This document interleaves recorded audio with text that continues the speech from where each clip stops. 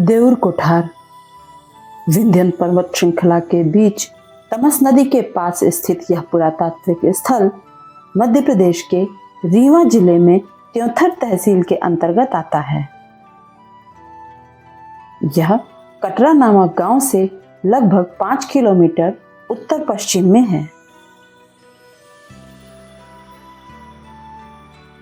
सोन घाटी से मिले साक्ष्यों के अनुसार इस क्षेत्र में प्रागैतिहासिक काल से ही मानवीय गतिविधियां देखी गई हैं। इसके अलावा इस क्षेत्र से प्रागैतिहासिक काल से लेकर ऐतिहासिक काल तक के कई रॉक शेल्टर्स भी मिले हैं, जिन पर सुंदर चित्रकारी की गई है। इस स्थल पर एक अन्य दिलचस्प खोज चट्टान के आश्रय में एक भूमिगत मार्ग है जो मठ से जुड़ा हुआ था। इस स्थल की खोज का श्रेय त्योंथर के सरपंच श्री अजीत सिंह तथा उस समय के पुरातत्वविद डॉक्टर फणिकांत मिश्र को जाता है। डॉक्टर मिश्र के अनुसार यहाँ बौद्ध धर्म का खासा विकास हुआ। यहाँ मिले स्तूप तथा मठ इस बात का प्रमाण है कि यहाँ बहुतायत संख्या में बौद्ध भिक्षुओं का निवास स्थान था। इस स्थान पर खुदाई में कई टूटे हुए अवशेष मिले हैं, जैसे एक स्तंभ जो कि 30 खंड में खंडित है। इससे यह स्पष्ट होता है कि यहाँ का विनाश किया गया। पुरातत्वविद डॉक्टर मिश्र बताते हैं कि पुष्यमित्र शुंग, जो मान्यताओं के अनुसार पहले बौद्ध थे, बाद में वे ब्राह्मण धर्म के अनुयायी हो गए, ने कई बौद्ध मठों और स्तूपों का विनाश किया। उसमें यह स्थल भी शामिल था। खुदाई में मिले भग्नावशेष एवं स्तंभ पर धुआं एवं लपटों के कुछ संकेत भी मिले हैं। बात करें यदि यहाँ से मिली ईंटों के बारे में, जो कि 3 प्रकार की पाई गई हैं। इनमें से कुछ कच्ची हैं, कुछ आधी पकी हैं तथा कुछ पूर्ण रूप से पकी हुई हैं। और उनके साइज की अगर बात करें तो वे मौर्यकालीन ईंटों से मेल खाती हैं। यहाँ खुदाई में ब्राह्मी लिपि में लिखी हुई मौर्यकालीन कुछ अर्ली स्क्रिप्ट और कुछ लेट स्क्रिप्ट भी मिली हैं। हालांकि जो लेट स्क्रिप्ट है उसकी लिखावट अच्छी है, जबकि अर्ली स्क्रिप्ट के अक्षर बड़े बड़े हैं।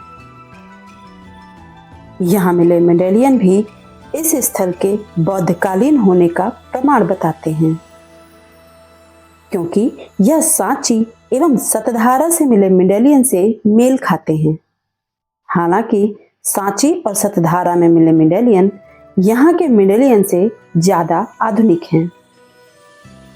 यहाँ पर मिले बौद्ध स्तूपों में से स्तूप संख्या 1 के आसपास अन्य वास्तुशिल्पीय टुकड़ों के साथ साथ एक स्तंभ का पत्थर का एक टुकड़ा मिला है। खंडित स्तंभ का यह पत्थर सांची और सारनाथ में पाए गए स्तंभों की याद दिलाता है।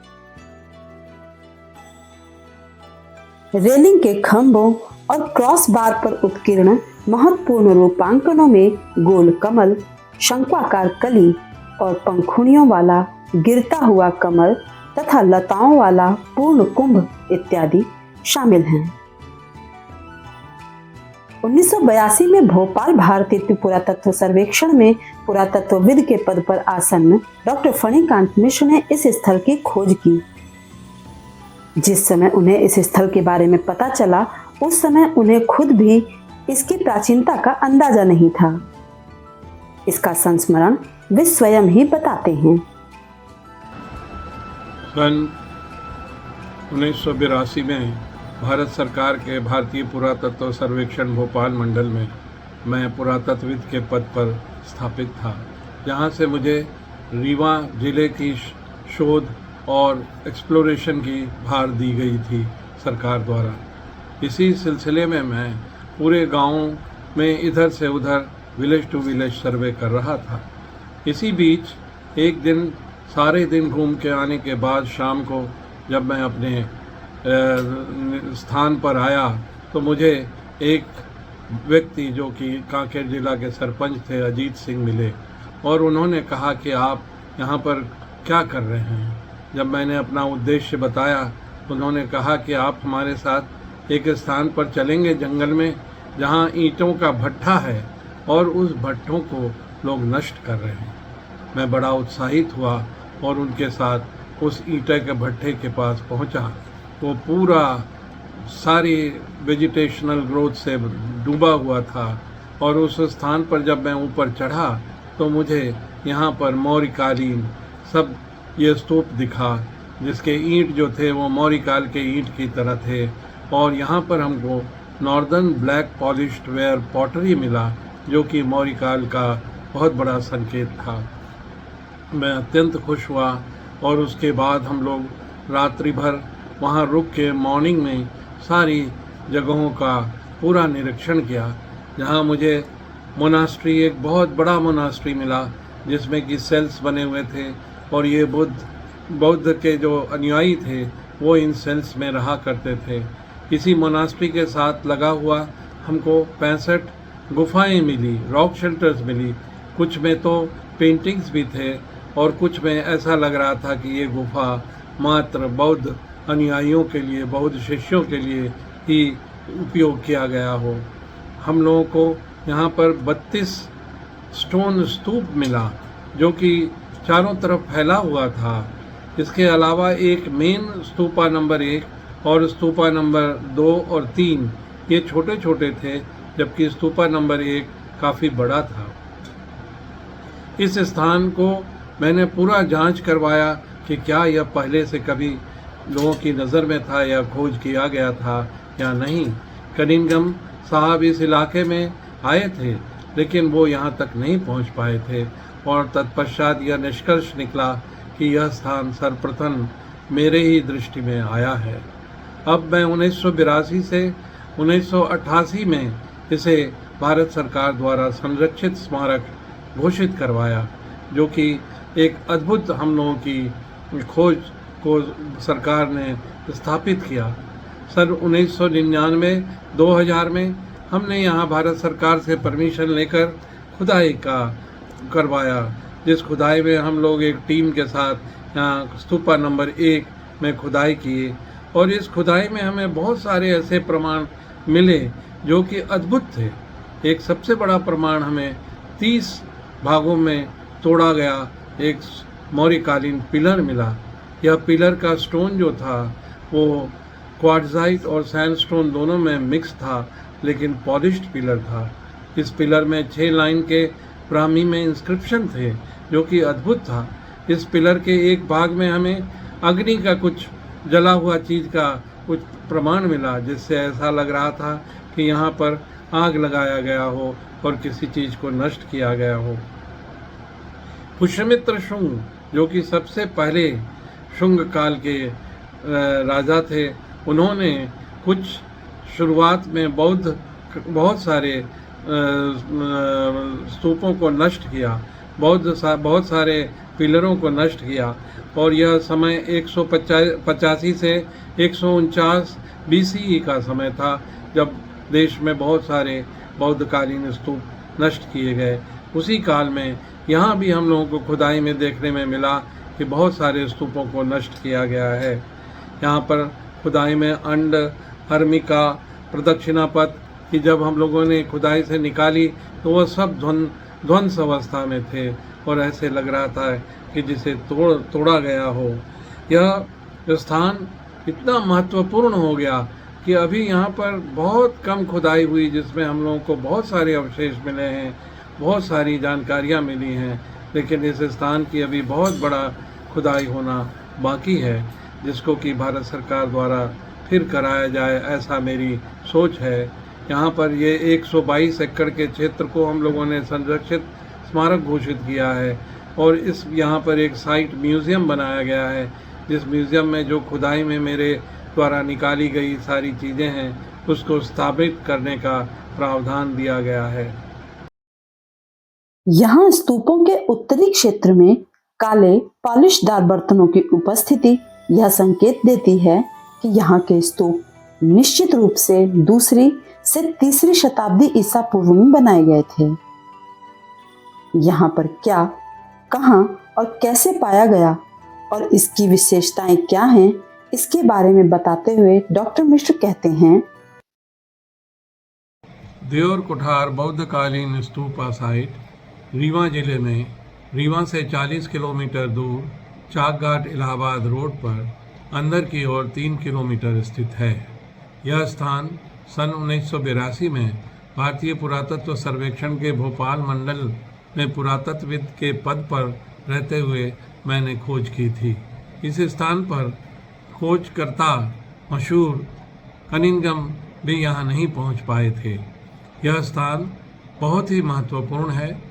यहाँ इसे मैं ऐसा मानता हूँ कि यह स्थान एक बुद्धिस्ट ट्रेड रूट का सेंटर हुआ करता था, जो गंगा के दोआब में स्थित था। यहाँ से पाटलिपुत्रा, यहाँ से सारनाथ, यहाँ से कौशाम्बी, यहाँ से भरहुत, सांची, सतधारा सभी एक आसपास में स्थित थे। और यहाँ जिस तरह की हम लोगों को बौद्धकालीन चीज़ें मिली हैं, जिससे ऐसा लगता है कि यह साइट बहुत लंबे अरसे तक जीवंत था और बौद्ध एक्टिविटीज़ यहाँ हो रही थी। यहाँ पर मुख्यतः हमें 3 ब्रिक स्तूप मिले हैं। ब्रिक स्तूप में स्तूपा नंबर 1, जहाँ मैंने 99-2000 में खुदाई की, वह 9 मीटर ऊंची ब्रिक स्तूप है। और इस स्तूप पर हम लोगों को खुदाई में काफ़ी इम्पोर्टेंट फाइंडिंग्स हुए हैं। इसी के पास में एक हमें मौर्यकालीन पिलर मिला है और उस पिलर में हमें मौर्यकालीन 6 लाइन का इंस्क्रिप्शन भी ब्राह्मी में प्राप्त हुआ है। इस पिलर को 20 खंडों में तोड़ा गया है। इस पिलर के किसी भाग पर हमें फायर या आग का इम्प्रेशन भी देखने को मिलता है। इससे ऐसा प्रतीत होता है कि यहाँ पर किसी समय में या तो शुंग काल में पुष्यमित्र शुंग जैसे लोग, जो कि बाद में बुद्ध से कन्वर्ट हो गए थे, उन्होंने इसको तहस नहस किया है। यहाँ हमें खुदाई में 30 क्वाड्रेंट खोदे थे, जिसमें हमें पहले और दूसरे लेयर में तो पत्थरों की चूरा जैसी काले लाल रंग के भुर्रे मिले और उनके साथ साथ हमें पॉटरी और उनके साथ साथ हमें कुछ ऐसे एंटिक्विटी प्राप्त हुए जो कि इस बौद्धकालीन समय के बारे में हमें बहुत ज्ञान देते हैं। मैं ऐसा मानता हूँ कि यह स्थान बहुत ही महत्वपूर्ण इसलिए है कि यहाँ एक ब्रिक स्तूप थी जो कि मौर्यकालीन की थी, और उसके अलावा 2 छोटे छोटे ब्रिक स्तूप और थे जो कि मौर्यकाल के थे। और इन ब्रिक का साइज भी जो था वो टिपिकल मौर्यकालीन था, 42 centimetre into 26 centimetre into 8 centimetre. इसमें कुछ ईंट ऐसे भी थे जो मुझे ऐसा लगता है कि वो अध पकाए हुए थे, और बाद की कुछ ईंटें पूर्णतः पकाए हुए थे। इसलिए ऐसा प्रतीत होता है कि यहाँ पूर्व काल में भी, पूर्व मौर्य काल में भी कुछ एक्टिविटीज़ हुए थे। इसके अलावा यहाँ हमें 32 पत्थर के स्तूप छोटे छोटे मिले हैं, जो कि अपने आप में एक अद्वितीय खोज है। इसके अलावा हमें यहाँ पर मोनास्ट्री मिला है। इस मोनास्ट्री में हम लोगों को चैम्बर्स मिले हैं। उस चैम्बर्स में ऐसा लगता है कि बौद्ध काल के जब विद्वान लोग या जो बौद्ध कालीन थे वो यहाँ पर बुद्ध भगवान के स्मरण में यहाँ पूजा पाठ या अपना समय बिताते थे, अध्ययन अध्यापन करते थे। उसके साथ साथ हमें एक रॉक शेल्टर्स का समूह मिला है जिसका कि मोनास्ट्री के साथ में कनेक्शन था, और ये रॉक शेल्टर 63 नंबर हम लोगों ने काउंट किए हैं, जो अलग अलग गुफाओं की तरह से था, और यहाँ जाके ध्यान बौद्धकालीन विद्वान लोग किया करते थे। यहाँ पर हमें एक बहुत अद्भुत पानी का सिस्टम, वाटर सिस्टम का ऐसा बढ़िया हमको देखने में आया है, जिससे ऐसे लगता था कि बारिश का पानी या यहाँ इतने लोग रहते थे उनके लिए पानी की पूर्ण व्यवस्था इन्होंने अंडरग्राउंड कर रखी थी। हम लोग को प्राचीन मार्ग मिला है, सड़क मार्ग मिला है, जिस मार्ग से ये लोग आते जाते थे और नीचे नदी की तरफ इनका उतरना और पानी लाना होता था। यह साइट 122 एकड़ में फैला हुआ है और इसके पास में हम लोगों ने 2000 ईस्वी में एक साइट म्यूज़ियम के लिए मकान बनाया है, जिसमें हमें उम्मीद है कि बहुत जल्दी हम लोग यहाँ साइट म्यूज़ियम देंगे। हमें उम्मीद है कि यहाँ एक बहुत अच्छा गार्डन लेआउट होगा। हमें उम्मीद है कि यहाँ जो ब्रिक स्तूपास हैं उनका संरक्षण और संवर्धन भारत सरकार द्वारा शीघ्र ही की जाएगी।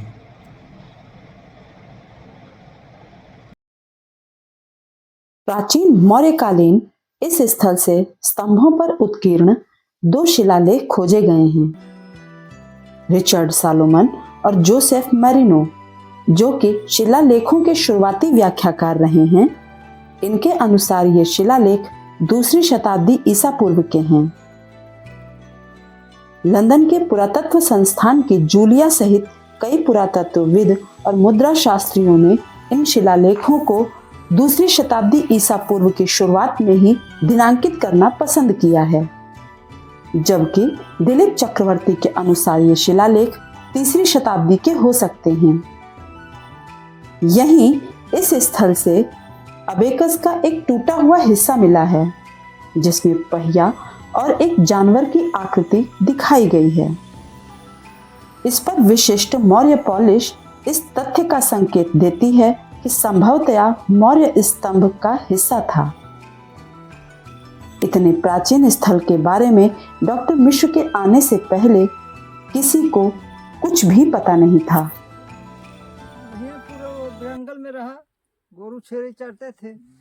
इतने अबे शासन अपने अंडर में लिए जब भैया सिंह इसका प्रचार करा, तब नहीं, पहले तो ऐसे पड़ा रहा। इस प्राचीन स्थल के दृश्य बहुत ही मनोरम तथा चित्ताकर्षक हैं। यहाँ लोग घूमने के उद्देश्य से आते हैं। इन सब के बावजूद भारत सरकार की ओर से यह स्थल उपेक्षा का शिकार है। यहाँ के स्थानीय लोग बताते हैं कि जब से डॉक्टर फणिकांत मिश्र यहाँ छोड़कर गए हैं, तब से इस स्थान पर कोई भी विकास कार्य नहीं किया गया। ये मैडम उसी समय बना था 93 में। उसके बाद एक भी पत्थर यहाँ नहीं रखाया गया, जबकि आते सब पर निगाह नहीं पड़ती है। डॉक्टर साहब जब से गए एक्टिव रहते थे, अब कोई कुछ पूछने वाला यहाँ नहीं। किसी प्रकार की कोई सुरक्षा यहाँ नहीं है। अराजक तत्व यहाँ आकर जब तक यहाँ के स्तूपों को हानि पहुंचाते हैं तथा यहाँ से पेड़ भी काटकर उठाकर ले जाते हैं। यहाँ के कर्मचारियों के मना करने पर उनसे हाथापाई भी करते हैं।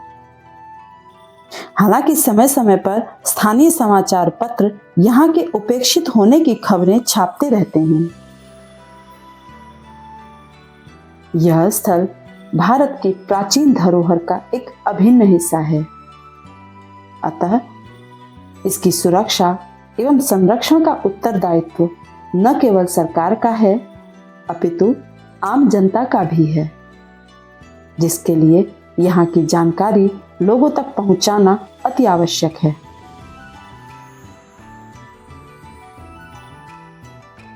यदि आपको हमारे वीडियोस पसंद आ रहे हैं तो लाइक जरूर करें और ऐसे ही ऐतिहासिक स्थलों एवं अन्य ऐतिहासिक जानकारी के लिए चैनल को सब्सक्राइब करना ना भूलें।